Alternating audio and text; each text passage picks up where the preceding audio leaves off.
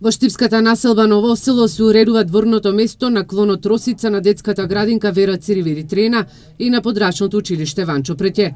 Градоначалникот Благој Бочварски и директорот на јавното предпријатие Стипион денеска извршија увид во градежните работи, каде што во моментов се врши расчистување на теренот.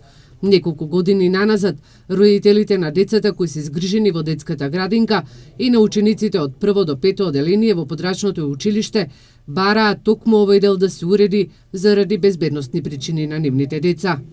Предвидено е за 10 работни дена да се постават околу 150 метри квадратни павер елементи, бехатон плочки кои што ќе придонесат за подобар визуелен лик на оваа градинка, на овој двор, но и поголема безбедност на децата, на родителите и на наставниците кои што работат овде. Бочварски истакна дека за овој проект се обезбедени 200.000 денари од буџетот на општина Штип, а се реализира од страна на јавното предпријатие Стипион.